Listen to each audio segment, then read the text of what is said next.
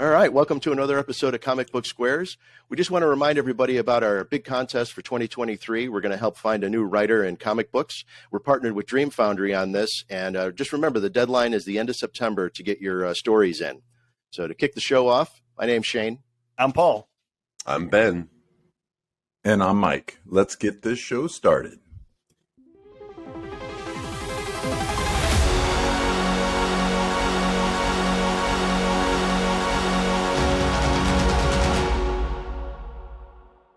Hey, everybody. Welcome back to another episode of Comic Book Squares. We're really excited to be talking to Nick Friesen.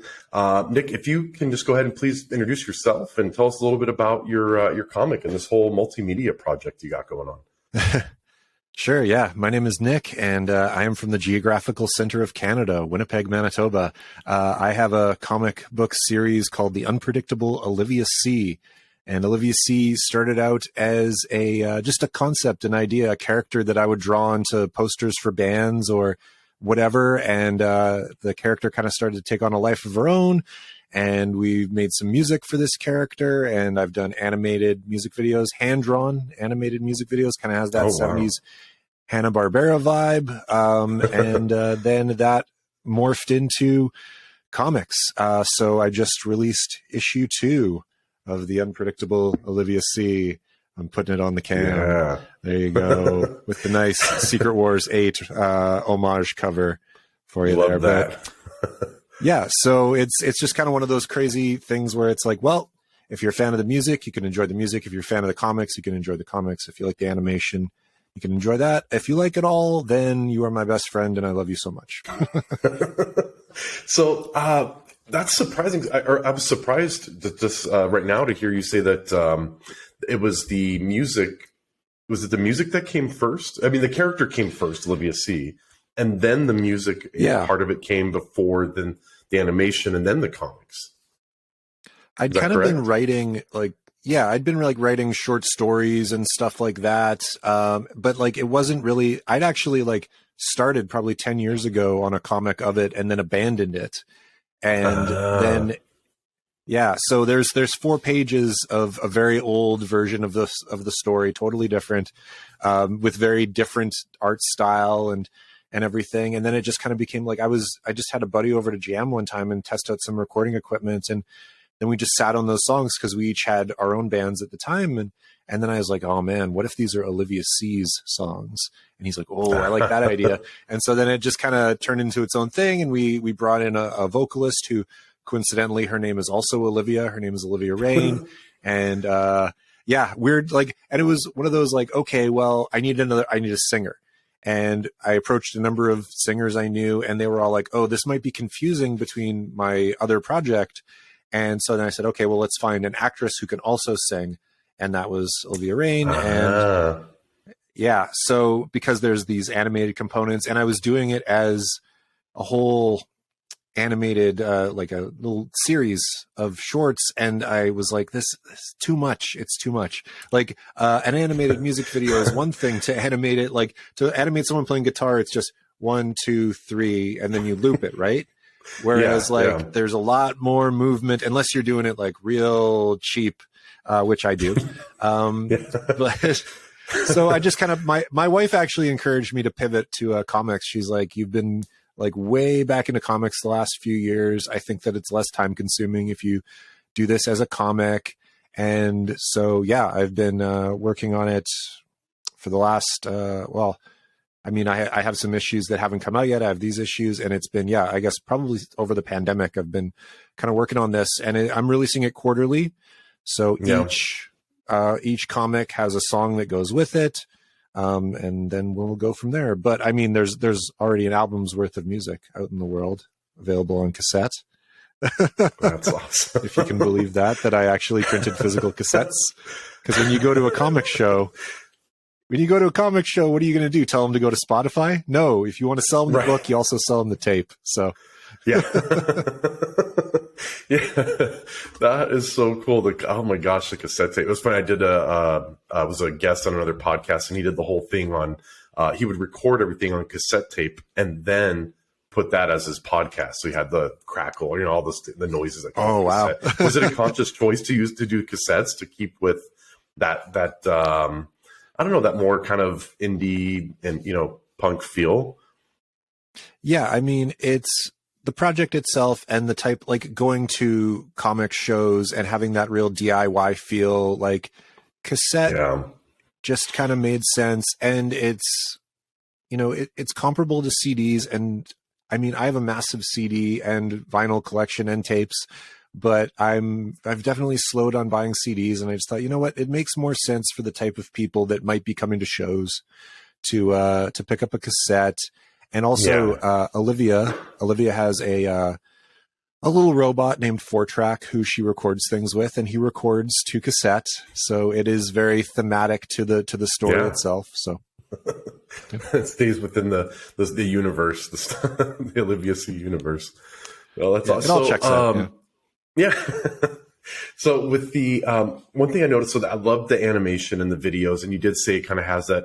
I know it's funny because my first thought was Adult Swim, but Adult Swim obviously took the old Hanna-Barbera stuff at first, kind of repurposed it. So, but I could see that. But one of the videos was a Simpsons, animation style. What was the choice behind that one? Well, if any, or was just like, I'm going to try to do Simpsons. Well, it's twofold because I wrote this song called I Choo Choo Choose You, which is Ralph Wiggum's Valentine's card that he gets from Lisa. And also because The Simpsons and the city I'm from, Winnipeg, there's a lot of connections there. Like there's the dad who slaps the kid, or Nelson slaps the kid and the dad goes, that's it, back to Winnipeg or whatever.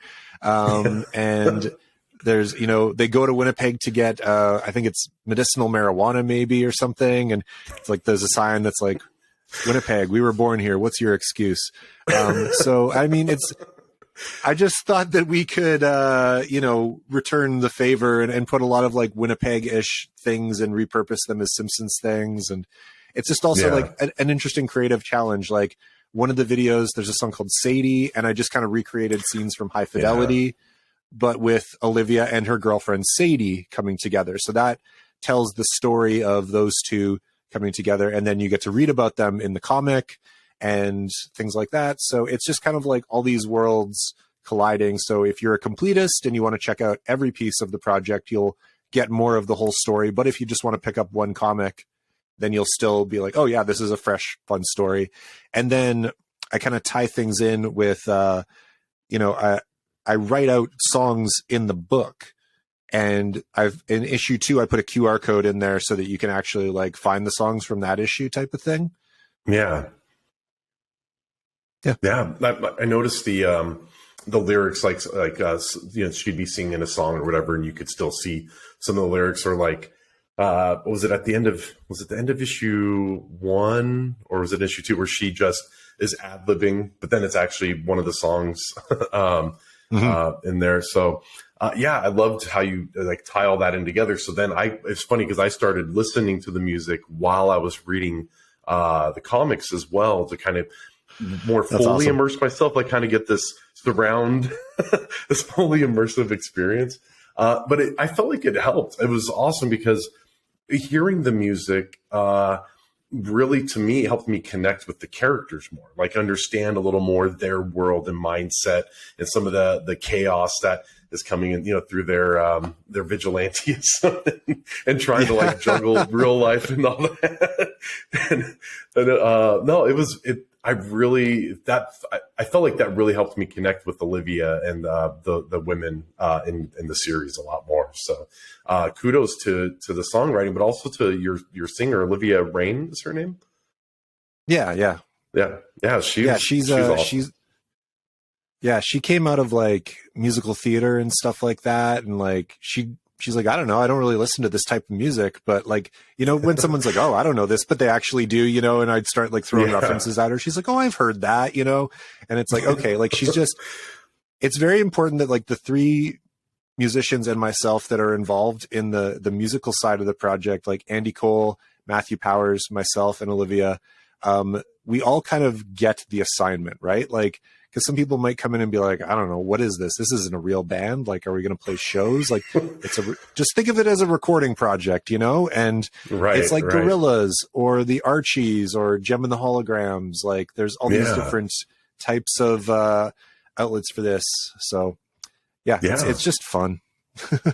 Yeah, I mean, well, you just named like plenty of examples that are like these, and the Gorillaz, which is like a huge, you know, modern band. It's like, you know, you got 2D and all those, you know, all those folks, Noodles and everything. They're not, you know, they're just animated representations of, you know, folks, but but still, those projects are really fun to listen to, and I'm sure Damon Albarn and company, you know, don't mind just staying backstage while the music's playing. That's our only downfall is that we didn't have the singer from Blur, you know, to like bring in the existing audience. So we're starting from scratch. Well, I mean, you mentioned Kim Deal in the series. So, I mean, maybe, you know, maybe Olivia Sea and her band could do a song with Kim. Oh man, like that is a voice, the voice of Kim Deal. I often say, like, if I'm on my deathbed ever, just like put on some Breeders or some Pixies or something and just let that voice wash over me. It's just one of the most beautiful things. But there's I think that the lyric is that little trouble girl is no Kim Deal. One of the characters is Little Trouble Girl, which is named after a song that Sonic Youth did with Kim Deal. So I name characters after songs, and there's plenty of comic references. And so it's just like, it is one of those things like, if you catch all the references, you can enjoy them. But if not, I'd like to think it's a totally like legitimate listening experience. Yeah. No, I thought so. I really enjoy it. And it's funny you mentioned that with Kim Deal and everything, because we've been introducing our daughter to like more of our style music. She's actually asked us to, which is nice. She's 12 and asked us to, but that's awesome. The Breeders, the Pixies, all that. She's just infatuated with them now. So we're, you know, folks like you and I are hopefully creating more Kim Deal fans out there. So hey, well, it Kim, sounds like you got a cool kid. Yeah. Well, she's pretty cool. She's pretty cool. And then Kim, if you're watching the show, you know, just hit up Nick and got a duet going on there. Big fan, Kim. Yep. I'm sure she's into comics totally. She might be. She seems cool. So she does. All right. So I'll tag her when I post this. You know, we'll post this video. We'll make sure to tag her in it. You never know. Stranger things have happened. Yep. That would be awesome. So I saw in when I was reading the comics, obviously I read the first 1, 2, 3, 4. I didn't read. There was a standalone. What was that one called? Outside of the Olivia Sea titles. Oh yeah, I did like a mini comic just called Silent Reading. That was kind of like her as a teenager. And she's in love with her best friend, but then she meets this girl Kitty from her dance class, and so she's kind of fallen for her, but Kitty's kind of a bully, and then that evolves into like, then they're all in this vigilante group together when their ballet studio shuts down, and so there's that, and then I've been working ahead, so I'm working on issue 3, but like issue 4 and 5 are kind of, you know, it started out with one story, and then I felt like I needed to write a few issues before that, Ben. So that's kind of why those issues exist. I felt like there needed to be not like a prequel to it, but just, so they were kind of written as one piece. And then I realized, okay, we need a little bit here to set this up and to kind of be a little silly. And then it kind of gets a little more serious and deals with, like, cause I want to deal with, anxiety. I want to deal with, there's a lot of stuff in the music industry. If you're a woman, you have to deal with these like Svengali type figures, like a Phil Spector or Ryan Adams or whoever, these guys that take advantage of women. And you've got to deal with all the influencers and all of this culture now. And it just, this is the case in point. Like, you can't just make music anymore. I don't really look at this as like a gimmick project. I look at it as a multimedia piece, but if you want to say like this is a comic with a gimmick or a band with a gimmick or whatever it is, sure. If that helps you to listen to it or to read it, then it's all good. But yeah, it's to me, it's just fun to make stuff with my friends and then to go and be quiet and draw for hours. Yeah, no, man, I'll tell you, I don't see it as gimmicky. Like I really liked, again, I like the way everything ties together. To me, it all makes sense. Like I said, listening to the music and reading it really made everything click for me.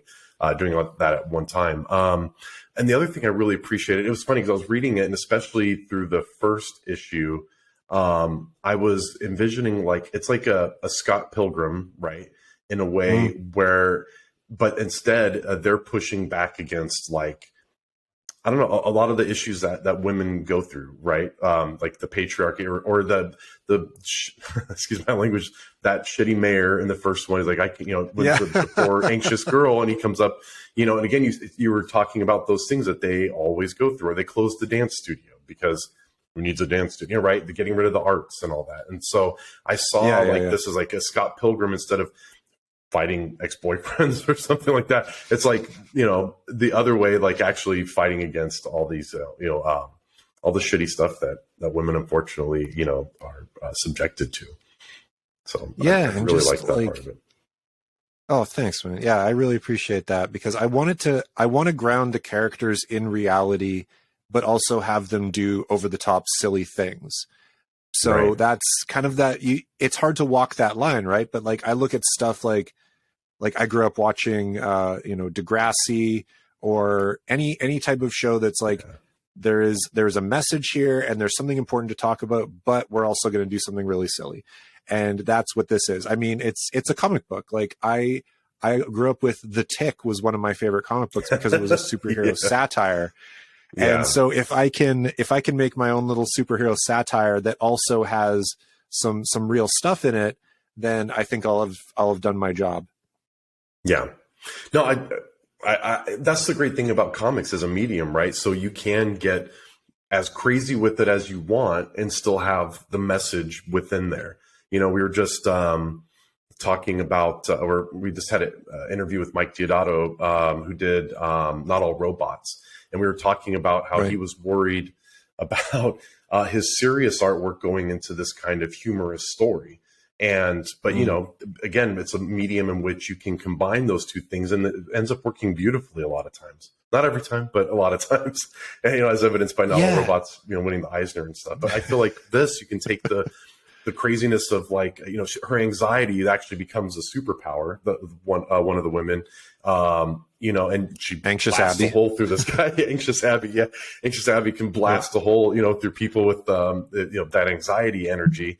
But at the same time, you are seriously talking about the anxiety and depression and stuff. So, yeah, I like that balance. Yeah, I mean, I make it no secret, like I'm on meds for anxiety. A lot of people are, and I've had like crazy debilitating anxiety attacks, man. Like you fall on the floor and you can't get up for 7 hours type of thing. Your head feels too heavy. It is crippling. And if this is one way to even just like start the conversation about that, I think it's important.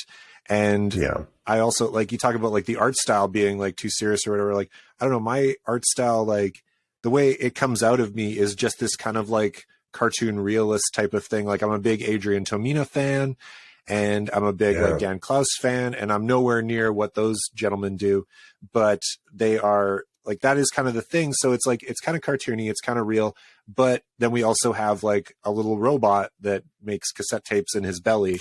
So, I mean, you can do these weird different things. Yeah. Yeah.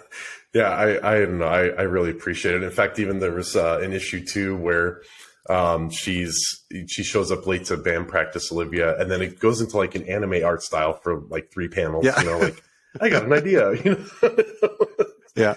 But that's, again, because when anime characters, when they get mad, they just go, "Ay," and their eyes get like really big, and you're just like, it's like, wouldn't it be funny if they just did that for 3 panels and then went back and never spoke of it? I think in issue 3, they all start to get very like break the fourth wall-y, and they each kind of like take turns being like, "Oh, what are you talking to the audience?" And that comes from like, I don't know if you're familiar with like the French New Wave films, but like Godard did this one, Pierre Le Fou, where it was like Anna Karina turns and starts like talking to the camera, and John is just like, "No, only I can talk to the camera. The audience doesn't care what you have to say," and that always stuck with me of like, it's just like, yeah, like who cares? Who cares who's talking to the audience? Who cares who's reading right now? But yeah, I don't know. You break those fourth and fifth walls and break the panel. And I mean, maybe you go a little too far sometimes. Like the most hotly debated show of last year was She-Hulk, and that ending there where she like goes into the Disney Plus screen, and it's like, wow, they're really breaking the fourth wall. And then she like goes into the writer's room for the show, and it's just like, it's like, okay, I'm with you, and I get the gimmick and everything, but like, I don't know how many like discussions and arguments, and I don't know if it was a right choice or a good choice, or I'm very excited that those choices are allowed to be made on a major show like that, whether it works or not. Like I think it's fun to watch Daredevil be fun. I really love Daredevil, but that's just me. I don't know. Mm-hmm. I don't want to step on any toes right now, but I enjoyed it. No. You're not stepping on toes with me. I'll tell you that anyway, because I as much as I'm just like the next person or most people, I've really enjoyed the Netflix Daredevil, and then I enjoyed the Disney Plus She-Hulk Daredevil. I mean, I don't know. I like Charlie Cox, right? Charlie Cox. Yeah. I like him anyways. Yeah. And gosh, he's awesome. So I don't care. As long as I get to see him in action again as Daredevil, I don't care if he jokes around a little bit. It's nice to get a little break in like just the darkness all the time. You know, it's the reason why I stopped watching Walking Dead. I couldn't take just depressing storylines every week and say, okay, I'm tired. And let me tell you, you know who got a little silly in the comics sometimes? Daredevil. Like it wasn't all doom and gloom all the time. Like Matt and Foggy would be mucking around, or like it's Well, and him and Spider-Man would banter, you know, like have actual banter and stuff. Yeah. Yeah. So he's not always dark and dour.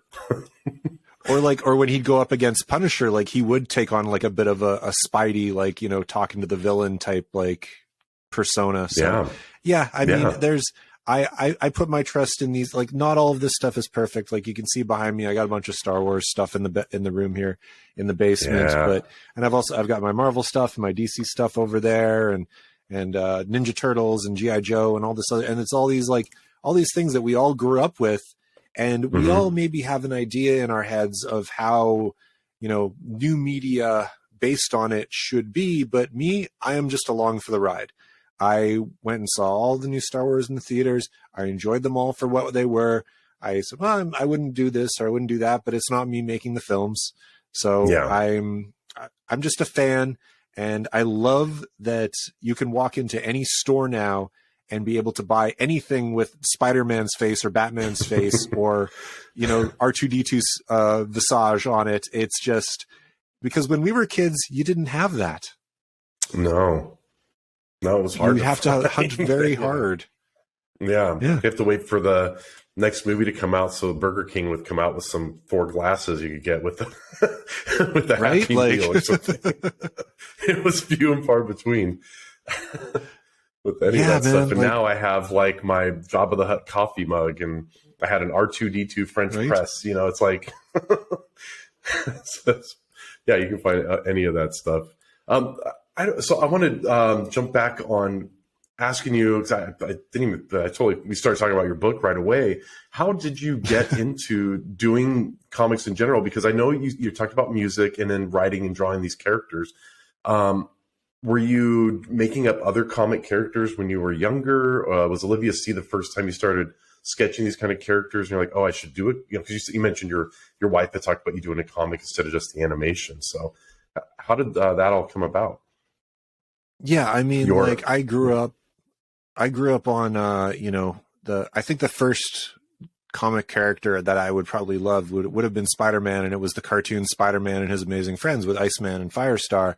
And then I would, pick up Spider-Man books at the garage sale or at the supermarket or whatever. And then Batman. And I obviously watched the Superpowers, the Super Friends show, and I had all those action figures.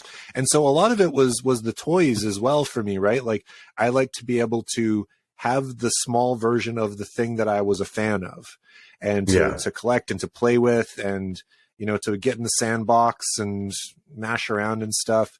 And I was always drawing. My mom likes to tell a story about when we moved into our second house when I was 2 years old. She forgot about me for hours or something like that. And then she realized that she had been unboxing and then was like, oh my God, where's Nick? And she goes and she finds me in this little 2-year-old in the corner, just drawing away with crayons and the papers that I could find, like a notepad or something. And so I've just always been drawing. Like people would come to me and be like, in grade 2, they'd be like, oh, can you draw me a Scooby-Doo? Can you draw me a Wolverine, whatever, eh? And bash one out. And so it was always kind of that. Awesome. But I always kept the drawing for fun. I didn't want to turn it into this thing that I would have to monetize, I guess. And then people started to come to me because they would see a video, an animated, hand-drawn animated video that I did for a musician, because I was doing them for other musicians as well, locally and otherwise.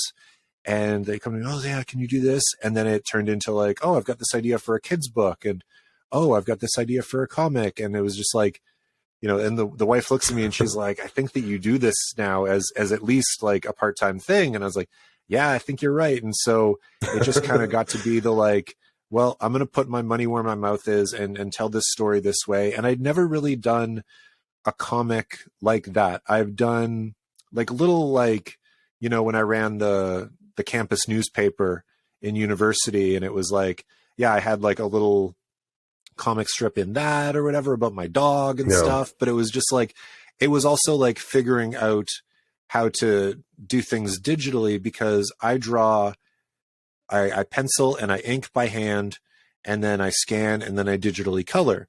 And I was very self-conscious for a very long time because I didn't go to graphic design school, and every illustration that you see is this like perfect looking design. And so for years I was just like, oh, like no, I don't know how to do that. And that's what people want. And you'd pick up a new comic and it looked so different than the comics I grew up with. Like, I love the New Mutants and Bill Sienkiewicz and these beautifully painted covers. And then you'd go inside and it was just like, you know, like the flat colors and things. And I loved the way all of that looked. And it just looked organic and real. And it was like, okay, I can do that. I can draw, and I can draw like that, or I can try to anyway. But then I kind of started watching, like on YouTube, just seeing other makers that were like, yeah, I've been doing this for years and I still draw by hand and blah, blah, blah. And I was like, it was like I needed to physically see that happening. And I needed an illustrator to tell me, or a cartoonist to tell me, look, you know, I letter by hand and I do all these things.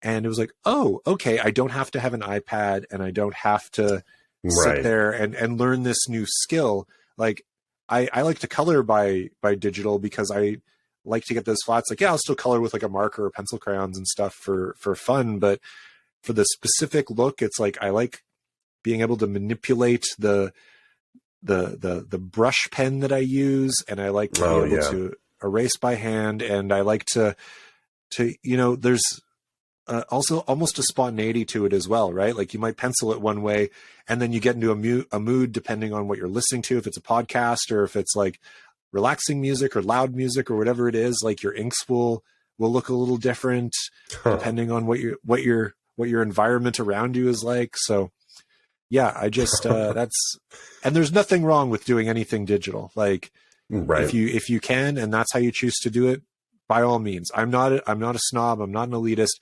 I just know that at this stage in my life, I don't have the patience to learn a new skill set.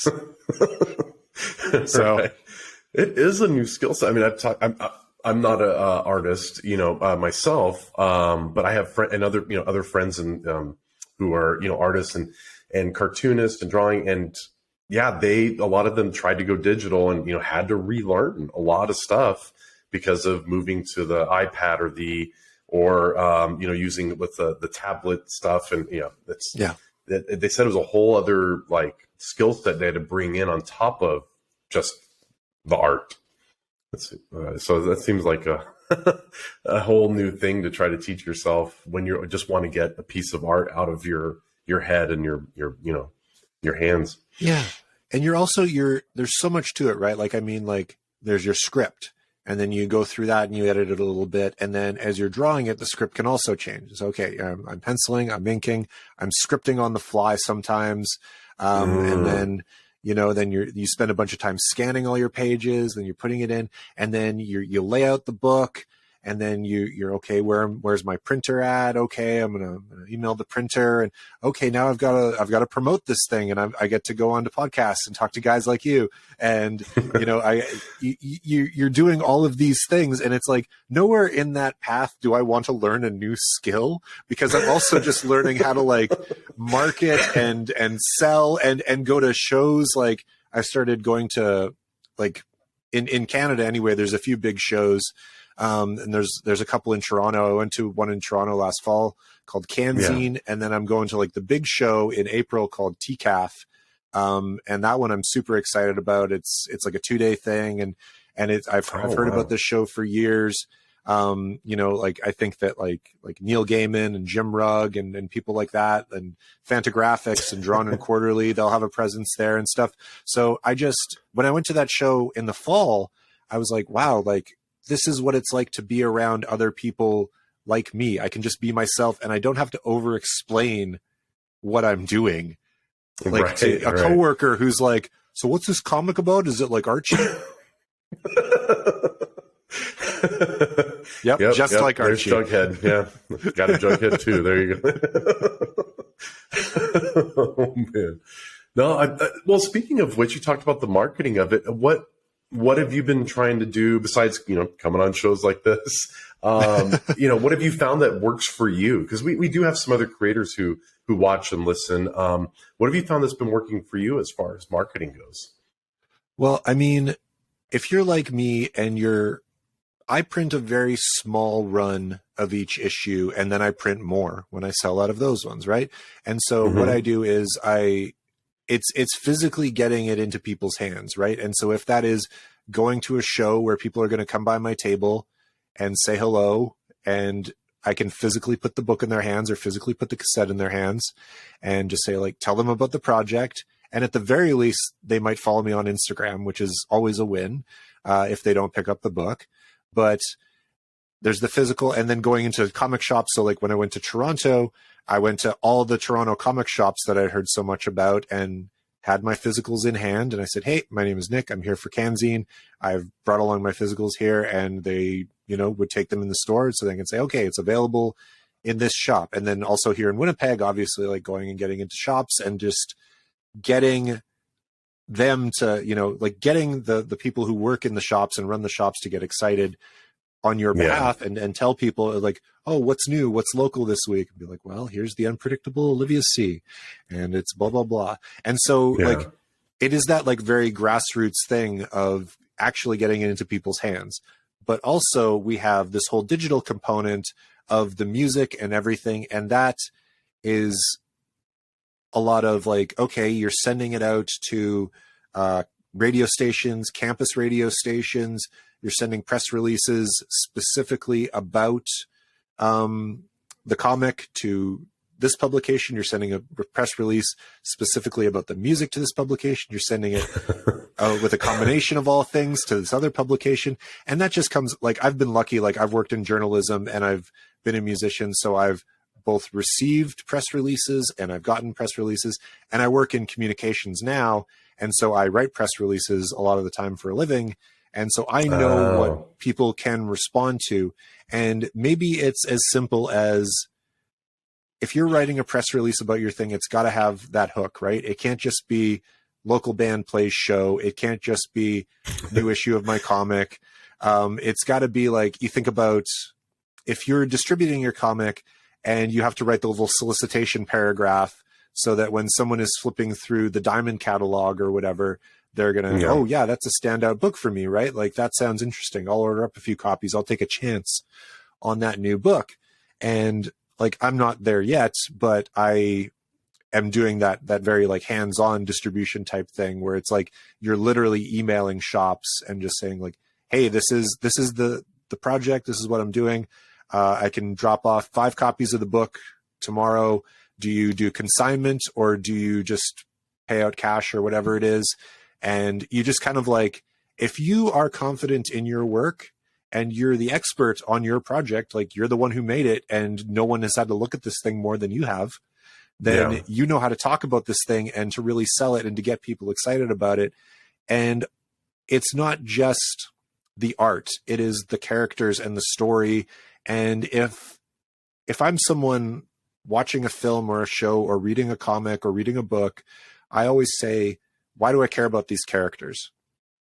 And having a good, strong character that is like Olivia Sea is, I feel like she's bright and she can be confident, but she's also like wildly unreliable at times, and you can see why people maybe don't like her. But that's those type of characters that I like a Veronica Mars, who's like, you know, she's going to step on people's toes and she's not always right, but at the end of the day, she's likable. Okay, now how do you like this character? And so you're trying to sell all of these things while also being creative and making your book. And that is not always the easiest thing. And so like a lot of musicians or filmmakers, like they'll have a publicist.